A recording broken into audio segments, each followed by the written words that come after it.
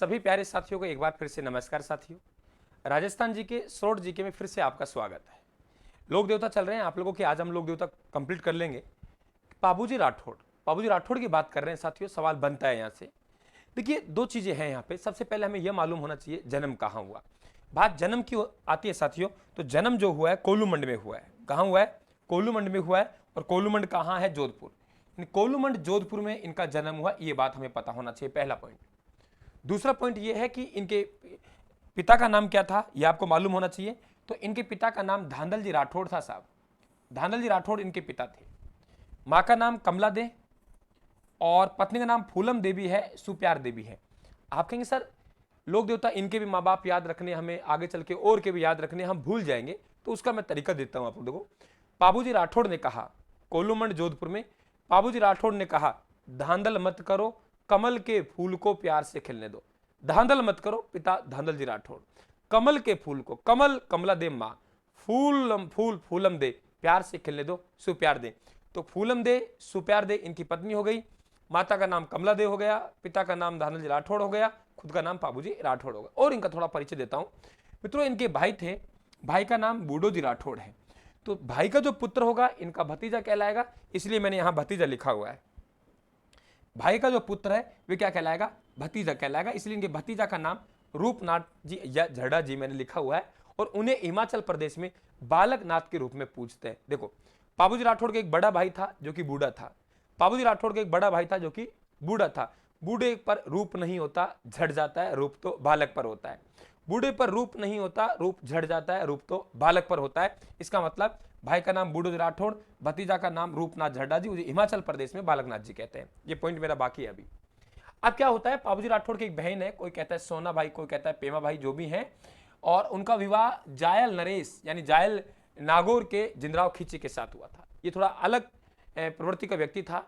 तो एक महिला थी, उनका नाम था देवल चारणी। देवल चारणी के पास मेरे दोस्तों एक घोड़ी थी, घोड़ी का नाम था केसर कालवी। भाई क्लास को लाइक करना है, शेयर करना है, और जो साथी नए हैं हमारे चैनल पे सब्सक्राइब करके जरूर हमारा परिवार का हिस्सा बने साथियों। आनंद ही आनंद है यहाँ पे। देखिए देवल चारणी नामक महिला से ये केसर कालवी घोड़ी की मांग करते हैं। देवल चारणी मना कर देती है।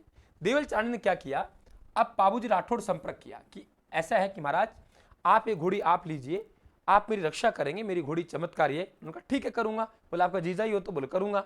आपको वचन देके जा रहा हूं माता जी, लेकिन मुझे पता कैसे लगे, कि उस समय मोबाइल फोन थे नहीं, आजकल तो हम फोन कर देते हैं, तो पता कैसे लगेगा? उन्होंने कहा कि ये घोड़ी है, चमत्कारी है, और ये घोड़ी सिर हिलाना शुरू कर देती है। ये घोड़ी सिर हिलाना शुरू कर देती है, चमत्कारी घोड़ी है। तो सिर हिलाना शुरू कर दे, समझ लेना मेरे ऊपर संकट आ गया। बाबूजी राठौड़ शादी के मंडप में बैठे हुए थे साथियों।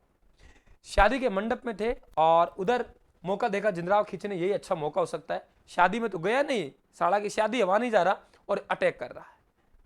सोचा कि अब नहीं आ पाएगा।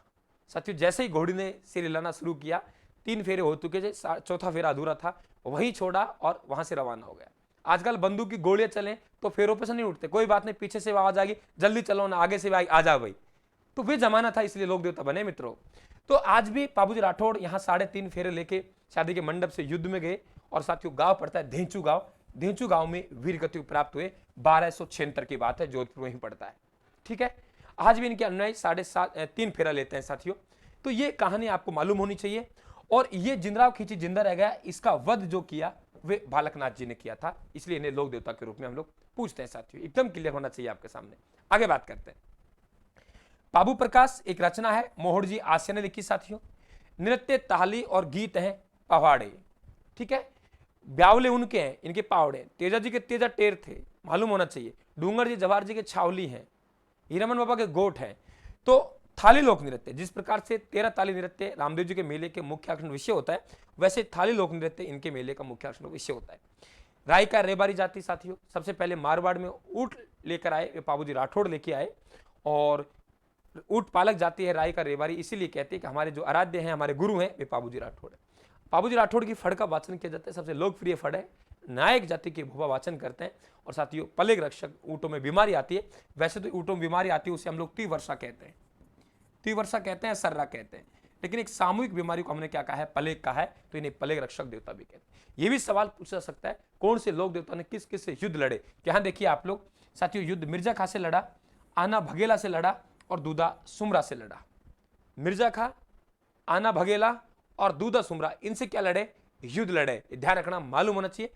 और इनका जो मेला लगता है कोलूमंड जोधपुर में लगता है मित्रों, और वे मेला लगता है चैत्र अमावस्या को, इनका मेला लगता है। तो ये पाबूजी राठौड़ है, और ये मैंने पहले बता चुका हूं।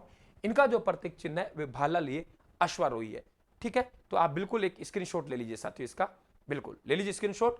मस्त रहिए, मौज में रहिए। अगली कड़ी में हम लोग क्या आएंगे, अभी थोड़ी देर बाद में आपके पास वीडियो पहुंच जाएगा साथियों। प्लेलिस्ट बनी हुई है वे गोगा जी। राम राम साहब, धन्यवाद।